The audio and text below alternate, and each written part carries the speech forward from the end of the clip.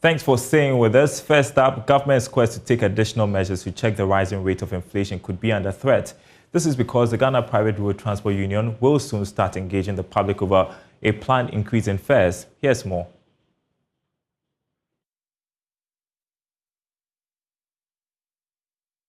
The Bank of Ghana has taken several measures, including the policy rate hike, to deal with the demand side of the rising inflation rate in the country. Government has also indicated that it will announce new fiscal measures in the mid-year review next month to check the consistent rise in the general price levels, but call it throwing spanner in the works, and that might not be wrong. This is because the Ghana Private Road Transport Union says it will start engaging the public in the coming days over the planned increase in transport fares. For some, this might be described as bad news for managers of the economy, especially at the time that they are hoping that inflation rate could start declining from next month. Data from the Ghana Statistical Service has shown that food, transport fares, and hikes in prices of petroleum products have been the major drivers of the rising inflation rate over the past months. Now, with fuel prices expected to witness one of its biggest hike from this weekend, and looking at transport fares increase and its impact on the larger economy, that could trigger increases in other sectors of the economy. A development that could increase the cost of living, credit for businesses, and erode the value of that money that you're currently holding. Or maybe the expected food harvest from next month would be great that it would dampen the expected hikes in transport fares and its associated cost when it comes to the inflation rate. My colleague James Ishen has been getting reaction on the streets to petrol prices going up tomorrow and a potential increase in transport fares again. To me, I never expect anything like that. But right now, before I get to know that they are going to increase the fuel on tomorrow 11%. But to me, the fuel is costing us too much. It let us with the work, we drivers, we need to get any income. You understand? Because when they increase the fuel, our car is to increase our six for us. So with the suffer, we need to get anything. You understand? Because now the cars are many. So the fuel is too much for us. So we beg. It should come down small rather. It's going to affect my job because the salary they pay is not even up to what we are supposed to give to us. But the increase of the transport affects most of the workers because at the end of the month, what you gain all enter into transport. So if they increase the transport again, it's going to affect workers a lot in Ghana here. So I'm expecting the government to do something about it, to reduce the transport so that workers will be able to go to their work peacefully. So this is according to some of the transport, the passengers here at the Aflao station of the Kwame Nkrumah Circle. We want to get more of the passengers to speak to and know how this is going to take a toll on them. It's going to affect us a lot. The reason is, the moment fuel is increased, everything, all prices, everything changes. You know, the fares will be increased and it will affect food, in the country. It affects it also brings conflict between drivers and passengers. You know, as soon as fuel is increased, drivers would like to increase their fares, or Protua or JPRTU. The general organization, that control transport. This thing. We also make increment. They are ready for it because a hardly one says a markers need to crack a coin because of fuel. I affected drivers in the power. Bebre to me, yes, I'm a geomocasin. And to Mutubioma, a behard papa. Bebre, Oban Long Janica, now I come to wait. A hardly until I buy no ya pan chopa. Tassis no a drosso. What did it be was so my?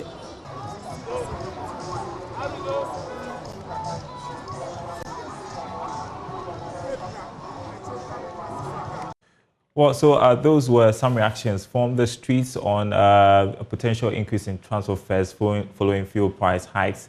And I have to tell you this afternoon as well, the prices of cement are going up. The price of a kilogram 50 of, is it 5 kg per bag? Is going 50 kg bag of cement is going up by more than 5 cedis to 66 Ghana cedis. This is what Joy Business is gathering from some manufacturers of the products in the country.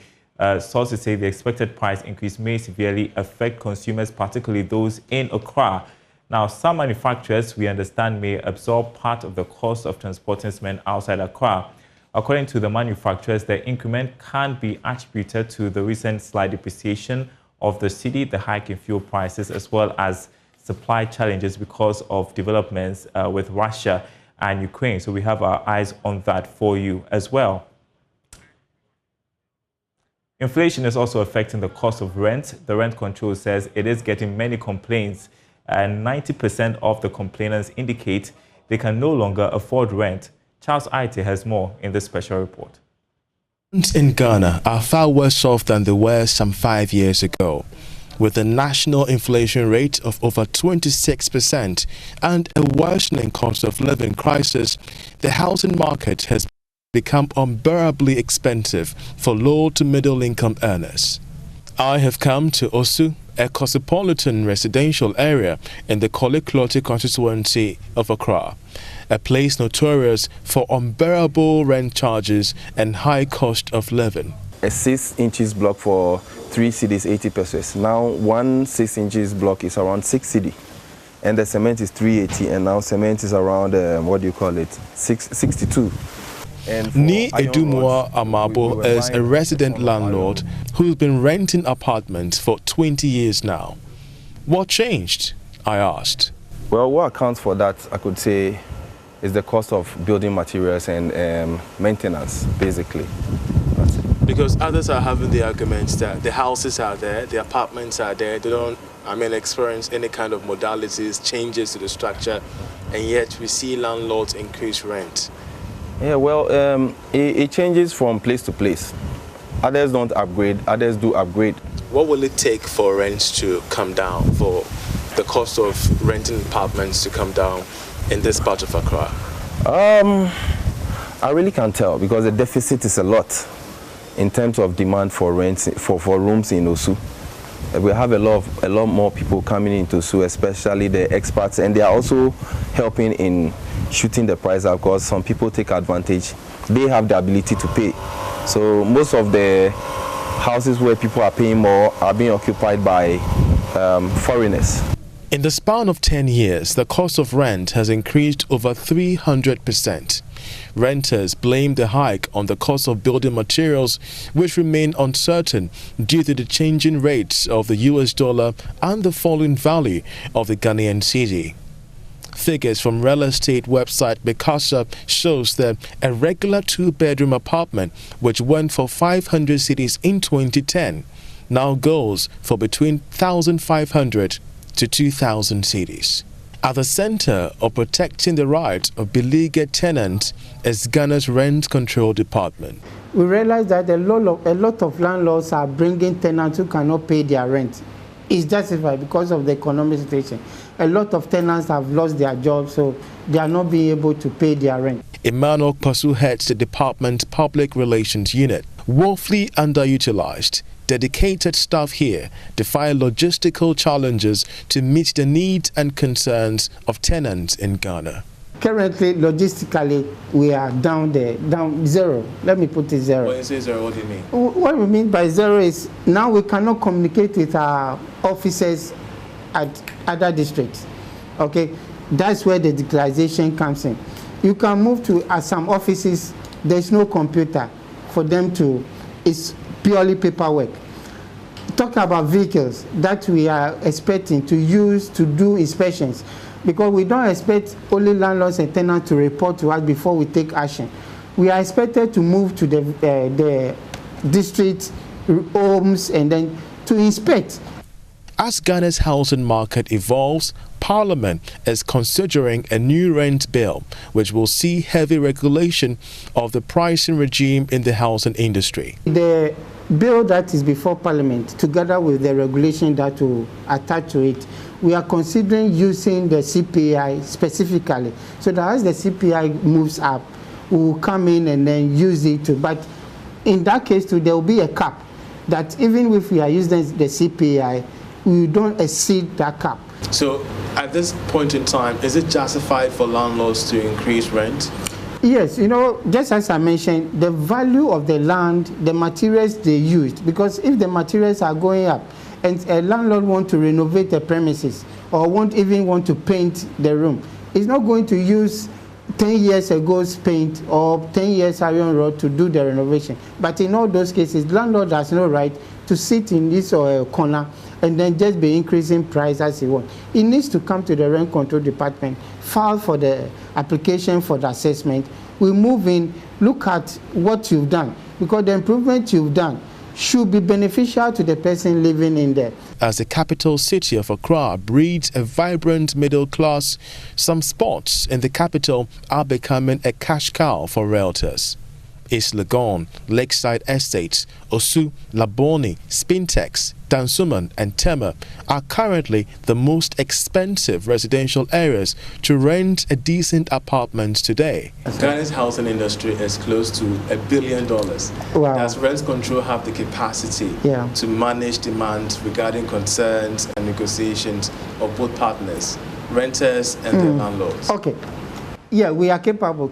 Just as currently, we are operating within 14 regions with 58 offices.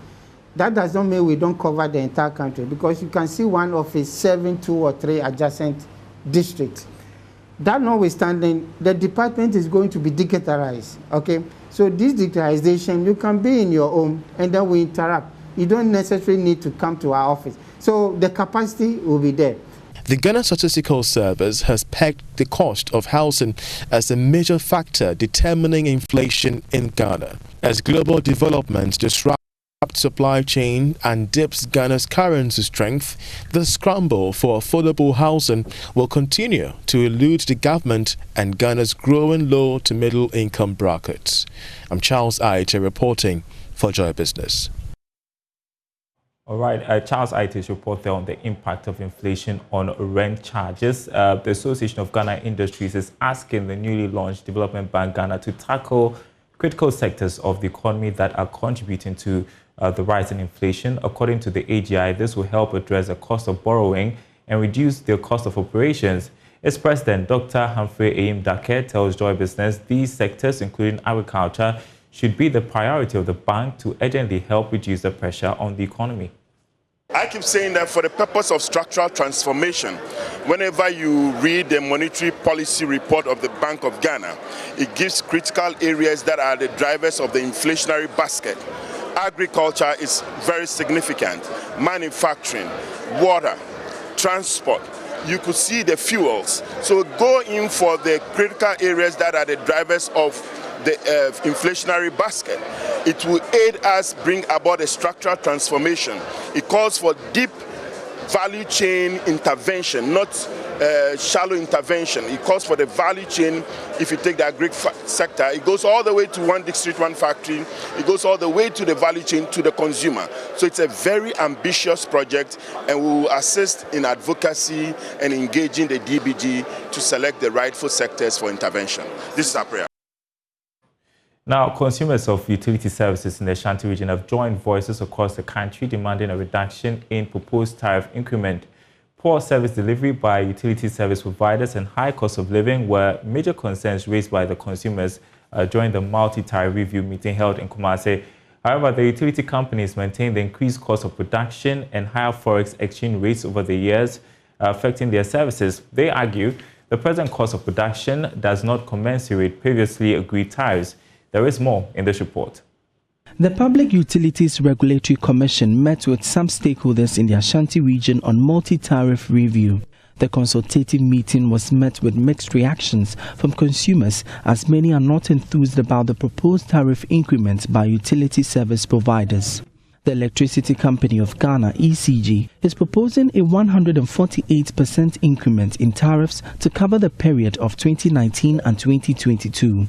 The Ghana Water Company Limited also requests its tariff to go by 343%. However, consumers say given the recent high cost of living, they are imploring these service providers to reduce the proposed tariffs. I say anyhow be so so do car the van and They try all means to take their monies, but they do not inform us when the lights will go off.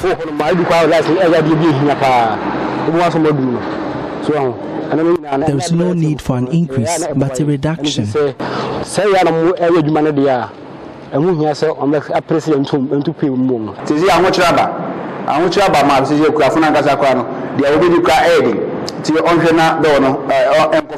It's expensive living in this country now. They should try and reduce it.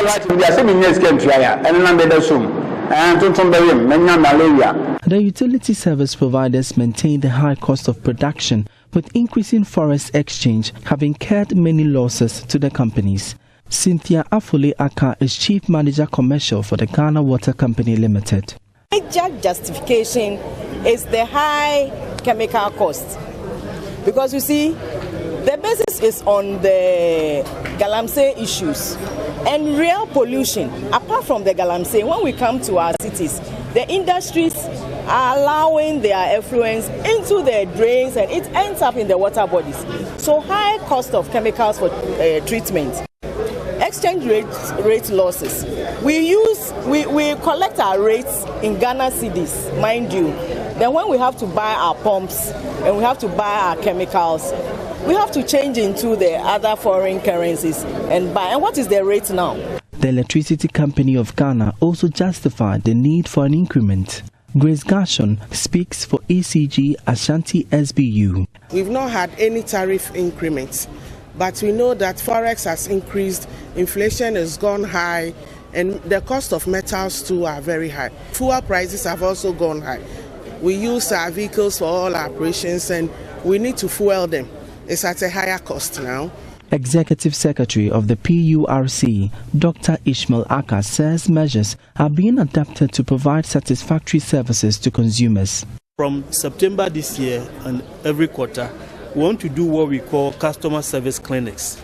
So we take meter, for instance, do a little infographic, a small sheet. How can you apply? If you apply, how long will it take?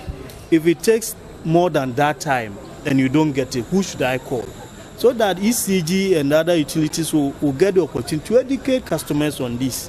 When we do that, I think it will help customers to know who to call, when to go, and all those things. For JoyNews, Emmanuel Bright-Kwiku reporting. All right, you're watching The Marketplace. Time to discuss what's trending in the tech world. Joining me is Henry Kobler. He's lead for Eyes of Africa. Great to have you, Henry, on the program. It's been a while. Let's begin with the big one, the crypto market crash. Tell us how the recovery is looking like. We know what has caused this, in part, inflation, soaring interest rates, the global climate when it comes to the economy. How are the markets reacting today? Thank you very much. So if you're looking at the markets, I think that we had already predicted some falls. I mean, amidst these war and interest rates and all of that coming in from different countries. I mean, generally, I think that there's been a general meltdown on crypto, on a lot of the coins. I mean, we've had a very big issue with Luna, which is one of the biggest cryptocurrency issues, which had actually gone down and lost almost all of its value. And so it basically translates into a lot of people's trust rates on the market. I mean, generally, you're looking at Bitcoin itself losing a lot more value, and you'd realize that a lot of the cryptocurrencies are also depending on the Bitcoin value to relatively either be stable or to give it a rise in the bull run. But I think that because of the loss in that, it's been a big issue. And I think that crypto basically deals with trust. And so when people get to make comments, I mean, recently from Bill Gates, commenting on the investing in things that have value. I mean, it makes a lot more sense when he has to still iterate his stance on cryptocurrency as not being valuable, and it basically takes a lot of the trust away from the market. And so it's just a market trust issue, and people are sort of pulling out their investment in there. Now you can't even predict where to put your money, because the major trustable coin, which is Bitcoin itself, is sort of losing value. I mean, Bitcoin is now rating almost about $21,000, way away from almost about 6 months ago when we're doing close to almost about $50,000. And so if you're having a coin losing so much value like that, it makes it big deal when people have to sort of invest in that cryptocurrency market space. Well, the good news is that Bitcoin is stabilizing, but the doubts still reign, don't they? People are still skeptical about whether or not to invest in cryptocurrency. And I was having a conversation on this show yesterday about this. How do you convince somebody like me who doesn't like risk to sort of patronize this? Yes. So, I mean, for me, it's a point where you're not looking at just the risk. There are quite a number of projects that are running on the blockchain technologies now. And I mean, quite a lot of companies are also jumping onto the technology to build products that are worth looking into. And so it's at a point where it's not just about the investment part of the coins. It's really affecting, I mean, everybody that is sort of on the technology and trying to build products and looking forward to it in the technology. People are also looking at alternative, concepts to this to build. And so that's why people will not necessarily want to put all their investment into the crypto space right now. They will also look at other alternatives. If you're looking at the Ghana coin now, the Ghana coin sort of is not benched on the crypto or the blockchain technology, but it sort of basically gives an indication that people are looking at different ways of actually generating transfer markets in terms of financial say. All right, next topic, Netflix turning Squid Game into a reality TV. I've never followed Squid Game, but everybody talks about it. My producer, Bismarck, is addicted to Squid Game. What's the catch here for Netflix?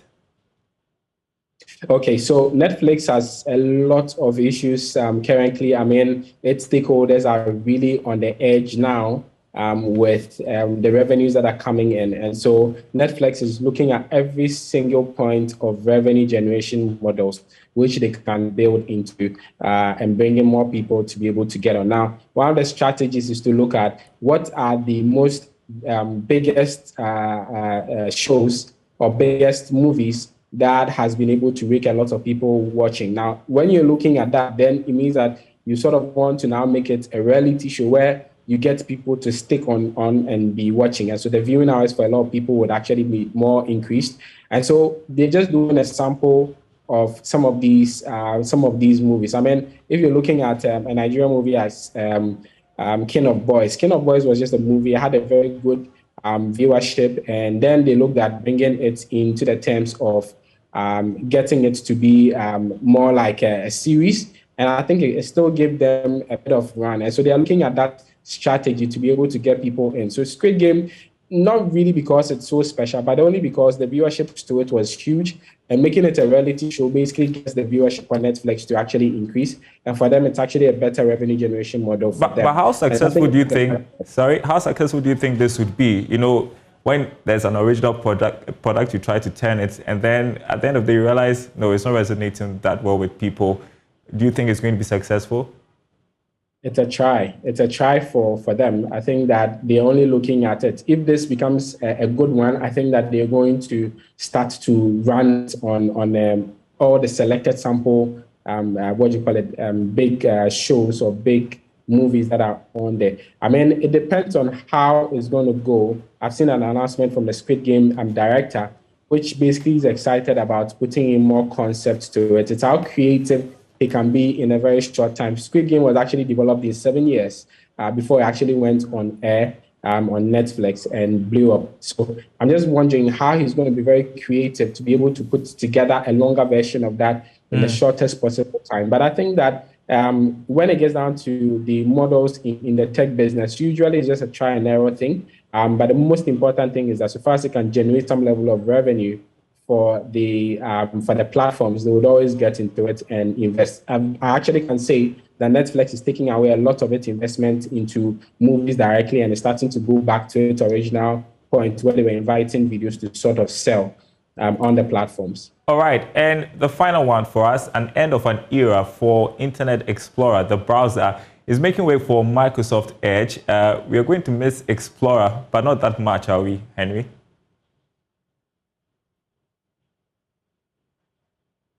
Are you still on? All right, looks like we may have lost Henry there, but as we have been pointing out, it's an end of an era for Internet Explorer. Microsoft is going to shut down that browser beginning today. Some 27 years after the company first debuted the browser, Microsoft will retire Internet Explorer. If you can hear me, I was saying we are not going to miss Explorer that much, are we? Oh no!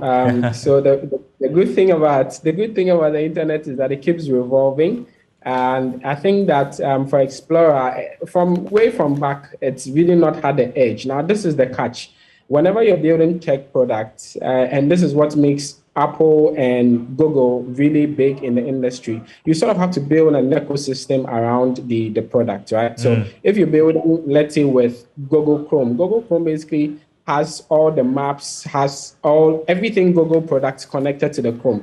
And so even if I have to log into a browser today on my PC, I can do the same thing on another PC without having to remember a lot of things or passwords or other things. So that makes the ecosystem very easy to deal with. Same with Safari, connected to Apple products. I mean, when you're on all the Apple products, which is very big in the US, you realize that on the international market, you realize that it makes it easy to deal with their product at one point. Now, Microsoft's Edge does not really have any ecosystem running around it. It's a sort of forced on us because we would have to buy a lot more Windows PCs, and then you have the Edge. It doesn't really give us that value when we're looking at browser information, browser security, and all those new things that are now bunched up in there.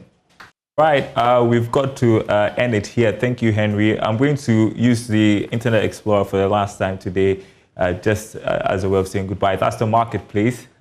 Thanks for watching, everyone. More news on our website, myjoyonline.com/business. My name is Daryl. Thanks for watching.